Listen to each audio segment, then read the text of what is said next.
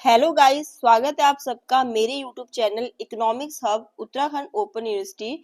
इसमें हम जो है हमारा जो सब्जेक्ट है MAEC 503 उसका चैप्टर 5 कर रहे थे, जो है हमारा इंफ्रास्ट्रक्चर एंड इंडियन इकोनॉमी। जो पहले के दो पार्ट है उसमें मैंने आपके साथ डिस्कस किया कि इंफ्रास्ट्रक्चर क्या होता है, उसकी क्या इंपॉर्टेंस है और कैसे हम इंफ्रास्ट्रक्चर को दो कैटेगरी में क्लासिफाई कर सकते हैं, जो है आपका इकोनॉमिक इंफ्रास्ट्रक्चर और सोशल इंफ्रास्ट्रक्चर। अब देख लेते हैं हम आज की वीडियो में कि क्या क्या कंपोनेंट्स होते हैं आपके इकोनॉमिक इंफ्रास्ट्रक्चर के। हमने जाना था कि जो आपका इकोनॉमिक इंफ्रास्ट्रक्चर होता है, तो जो हमारे कंपोनेंट्स है इकोनॉमिक इंफ्रास्ट्रक्चर के, पहला है आपका पावर रिसोर्सेज, ऊर्जा संसाधन। देन आपका है ट्रांसपोर्टेशन रिसोर्सेज, ठीक है।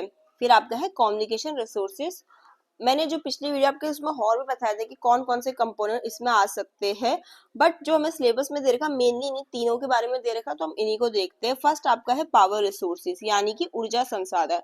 देखो, अगर हम पावर रिसोर्सेज को सिंपल भाषा में समझे, इसकी परिभाषा तो यही है कि पावर संसाधन प्राकृतिक वो साधन है जिनसे हमें ऊर्जा प्राप्त होती है और इस ऊर्जा का हम विभिन्न कार्यों में यूज करते हैं, चाहे हमें इंडस्ट्री का काम करना हो, मशीनों को चलाना हो, गाड़ी चलाने के लिए, कृषि में सिंचाई के लिए, ठीक है। हर जगह इसका यूज होता है।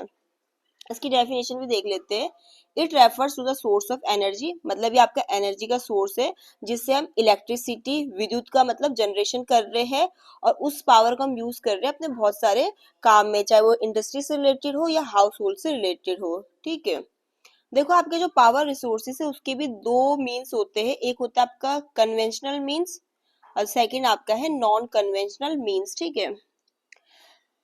अब जो अगर हम कन्वेंशनल मीन्स की बात कर रहे हैं, तो ये आपके ना ट्रेडिशनल मीन्स होते हैं, मतलब जो पुराने समय से चले आ रहे हैं, ठीक है।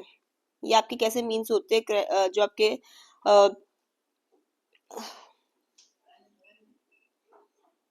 ये आपके ट्रेडिशनल है, जिनको हम पुराने समय से यूज करते आ रहे हैं, ठीक है। ट्रेडिशनल है ये आपके। और ये जो नॉन कन्वेंशनल है ये आपके मॉडर्न मीन्स है, जो अभी आए हैं। अभी मतलब अभी नहीं आए हुए, तो काफी टाइम हो गया, बट ये ट्रेडिशनल और मॉडर्न है, ये उनके बाद आए नॉन कन्वेंशनल मीन्स, ठीक है। तो अब वन बाय वन करके समझते हैं कन्वेंशनल जो मीन्स है या कन्वेंशनल पावर रिसोर्सेस हमारे पास कौन कौन से है, ठीक है। अब देख लेते हैं कि कन्वेंशनल मीन्स क्या होते हैं। ये आपके ट्रेडिशनल सोर्सेस है एनर्जी का, इनका यूज हम काफी लंबे समय से आ रहे हैं, मोस्टली ये नॉन रिन्यूएबल होते हैं। मीन्स अगर हम इनको ढंग से यूज नहीं करेंगे तो ये समाप्त हो जाएंगे। इसमें लिख लीजिए,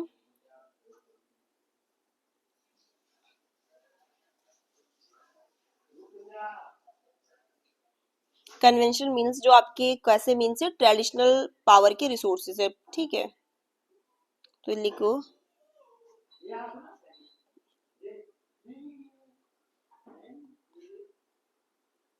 these are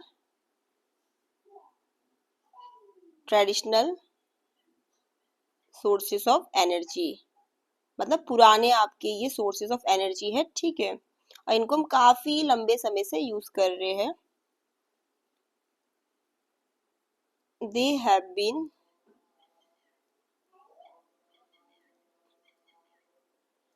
used by people for a long time। और ये मोस्टली कैसे होते हैं, नॉन रिन्यूएबल होते हैं, मतलब कि अगर आपने इनका ढंग से यूज नहीं किया तो ये समाप्त हो जाएंगे अगर इनकी बर्बादी करी या उनको ओवर यूज किया।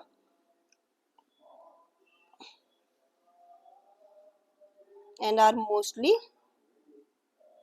Non renewable.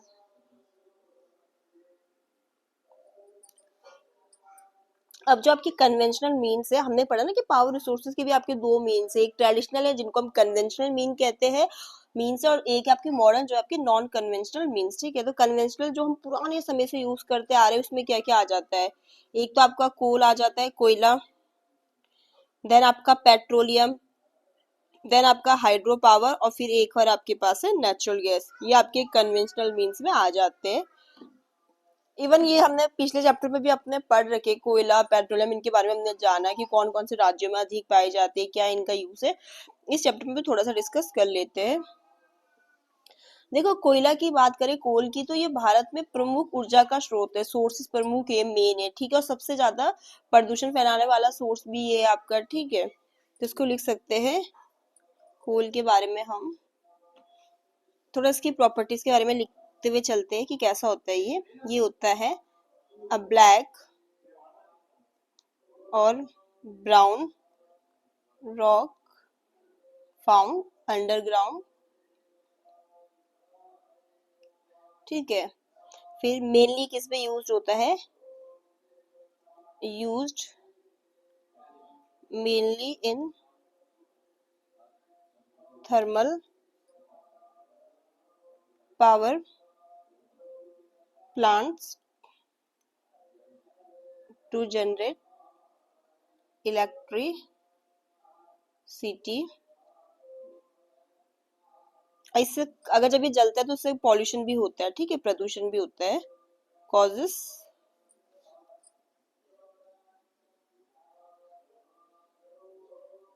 Pollution when burn, ठीक है। नेक्स्ट आ जाता है पेट्रोलियम के पास, ठीक है। पेट्रोलियम से हम क्या क्या बनाते हैं, जैसे डीजल बनाना है, पेट्रोल बनाना है, केरोसिन बनाना है, तो किससे बनते हैं, इनसे ही बनते हैं, पेट्रोलियम से। ये हम व्हीकल्स वगैरह में सबसे ज्यादा यूज करते हैं, लेकिन जो इसका भंडार है वो लिमिट में, सीमित भंडार है इसमें, ठीक है। इवन आपके पेट्रोलियम को हम और क्या कहते हैं, क्रूड ऑयल, ओके। इसके बारे में भी हम लिख लेते हैं कि हम इसे कहाँ से एक्सट्रैक्ट करते हैं, एक्सट्रैक्टेड फ्रॉम ऑयल वेल, ठीक है, कुएं जो होते हैं तेल के, वहां से, जो आपके कहाँ पाए जाएंगे, under the earth, deep under the earth. फिर जब ये तेल हमें मिलता है तो इससे हम क्या क्या बनाते हैं, डीजल, पेट्रोल, केरोसिन, ठीक है, रिफाइन करके, refine into diesel, petrol, kerosene, ठीक है। इसका यूज हम किसके लिए करते हैं, यूज्ड फॉर ट्रांसपोर्टेशन के लिए भी यूज करते हैं, गाड़ियों वगैरह में डलता है ना petrol, use for transportation, even industries में भी करते हैं, एंड कुकिंग, किस फॉर्म में, एलपीजी की फॉर्म में, ठीक है। लिमिटेड इसकी सप्लाई है और इससे भी काफी ज्यादा एयर पॉल्यूशन होता है, जैसे आपके कोल से होता है, ठीक है। थर्ड आपका है हाइड्रो पावर, जो है आपका जल विद्युत, ठीक है।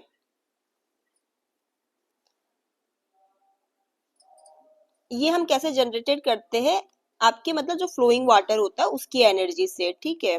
डैम्स वगैरह बिल्ड किए जाते हैं पानी को स्टोर करने के लिए, ठीक है। ये रिन्यूएबल तो है आपका, बट क्या होता है कि डैम कंस्ट्रक्शन से क्या होता है, हमारे एनवायरनमेंट पे और लोकल पीपल पे मतलब उसका असर पड़ता है।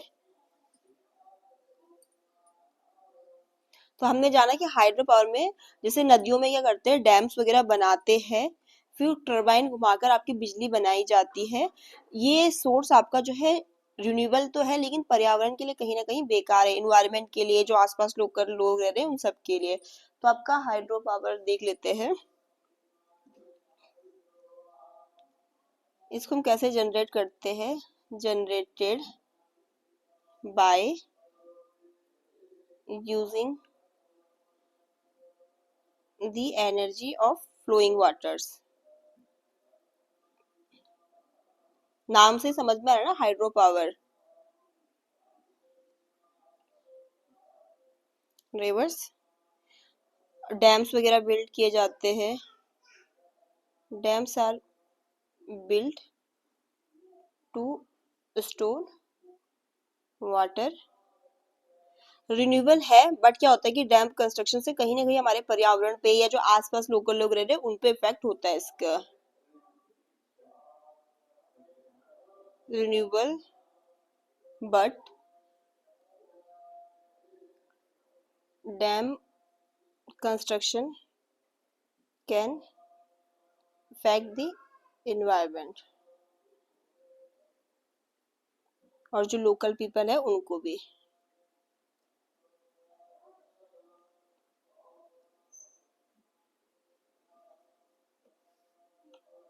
कन्वेंशनल जो मीन है उसमें जो चौथा आपका है वो नेचुरल गैस है, जो कि प्राकृतिक गैस। ठीक है, अब इसके बारे में हम थोड़ा सा जान लेते हैं। जैसे जहाँ पेट्रोलियम के साथ ही ये पाया जाता है अंडरग्राउंड अर्थ के अंदर। ठीक है, ये आपका जो कोल और ऑयल है उससे क्लीनर होता है। इसको हम कुकिंग में, व्हीकल्स में यूज करते हैं और पावर जनरेशन के लिए भी यूज करते हैं। ठीक है,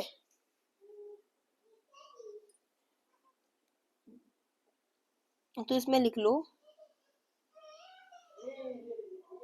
found along with petroleum underground. ठीक है, पेट्रोलियम के साथ ही मिलेगा आपको अर्थ के अंदर। ठीक है, बट क्या होता है उनसे cleaner than coal and oil, उनसे साफ होती है, कोयले से भी और ऑयल से भी cleaner than coal and oil. अब देखो इसको कहाँ यूज करते हैं हम इसको यूज करते हैं कुकिंग में, व्हीकल्स वगैरह में सीएनजी के तौर पे। ठीक है, जो सीएनजी होता है आपका, एंड पावर जनरेशन के लिए। अब जो इसका नॉन कन्वेंशनल पावर रिसोर्सेज हम अगले वीडियो में डिस्कस करेंगे, वरना वीडियो काफी बड़ी हो जाएगी। तो इसमें हमने पढ़ा कि जो आपका पार्ट थर्ड में कि इकोनॉमिक इंफ्रास्ट्रक्चर की तीन कंपोनेंट्स है, पावर, ट्रांसपोर्टेशन, कम्युनिकेशन। जिसमें पावर रिसोर्सेज हमने कहा कि ये आपका ऊर्जा का वो संसाधन है जिससे हमारे लिए क्या है, एक सोर्स ऑफ एनर्जी है, जिससे हम बिजली और पावर को जनरेट करते हैं और उसको बहुत सारी एक्टिविटीज के लिए यूज करते हैं। इंडस्ट्रीज की एक्टिविटी होगी, गाड़ी चलाने के लिए, खाना बनाने के लिए, घर के कामों के लिए। ठीक है, इन सब के लिए हमने पढ़ा कि इसको यूज किया जाता है। फिर हमने पढ़ा कि जो आपके पावर रिसोर्सेस होते हैं उसके दो मीन्स है। फर्स्ट है आपके कन्वेंशनल मीन्स, जो कि आपके ट्रेडिशनल मीन्स है, जिनको हम लंबे समय से यूज करते हुए आ रहे हैं। ठीक है, और दूसरा हमने पढ़ा मॉडर्न मीन्स, तो है आपके non conventional means. Conventional means आपके मोस्टली नॉन रिन्यूएबल होते हैं और नॉन कन्वेंशनल आपके कैसे होते हैं, रिन्यूएबल होते हैं। कन्वेंशनल में हमने पढ़ा कोयला के बारे में, पेट्रोलियम के बारे में, हाइड्रो पावर के बारे में, और फोर्थ नेचुरल गैस में। कोयला में हमने पढ़ा कि इसके कंस्ट्रक्शन में कि ब्लैक और ब्राउन कलर का रॉक होता है जो अंडरग्राउंड पाया जाता है। थर्मल पावर प्लांट्स में यूज होता है इलेक्ट्रिसिटी जनरेट करने के लिए, और जब ये जलता है तो पॉल्यूशन भी क्रिएट करता है। देन हमने पढ़ा पेट्रोलियम, जिसको हम क्रूड ऑयल भी कहते हैं। हमने कहा कि इसको हम एक्सट्रैक्ट करते हैं, जो तेल के कुएं होते हैं वो हमें कहाँ मिलेंगे, अंडर द अर्थ। इससे फिर हम इसको रिफाइन करके डीजल, पेट्रोल, कैरोसिन बनाते हैं। ट्रांसपोर्टेशन में यूज करते हैं, इंडस्ट्रीज में यूज कर रहे हैं, कुकिंग में यूज कर रहे हैं। ठीक है, देन पढ़ा हमने हाइड्रो पावर। ठीक है, जो आपका क्या होता है, जल विद्युत। इसमें हमने कहा नदियों में जैसे डैम वगैरह बनाए जाते हैं, ठीक है, पानी स्टोर करने के लिए। फिर उसी जो डैम में पानी स्टोर है उन्हीं से क्या बोलते हैं, एनर्जी जनरेट की जाती है फ्लोइंग वाटर से। ठीक है, कैसे बनाई जाती है इसमें हाइड्रो पावर में, देखो क्या होता है कि नदियों में जैसे डैम बन गया आपका, ठीक है, पानी स्टोर कर दिया, फिर टरबाइन को घुमा के, जो टरबाइन होता है उसको घुमा के बिजली बनाई जाती है। ये मेथड आपका रिन्यूएबल तो है, बट क्या होता है कि इससे डैम बनाने से आसपास के लोग और वातावरण पे प्रभाव पड़ता है। फोर्थ हमने नेचुरल गैस पर हमने कहा कि जो आपकी प्राकृतिक गैस होती है वो आपके पेट्रोलियम के साथ ही पाई जाती है, बट उससे ज्यादा क्लीन होती है। हम इसको कुकिंग में, व्हीकल्स में और पावर जनरेशन के लिए यूज करते हैं। आज की वीडियो के लिए इतना ही। वीडियो पसंद आई तो लाइक करो, शेयर करो, सब्सक्राइब करो। Thank you. नेक्स्ट वीडियो में हम पढ़ेंगे नॉन कन्वेंशनल पावर रिसोर्सेज, या जो मॉडर्न मीन्स होते हैं आपके पावर रिसोर्सेज का, उनके बारे में।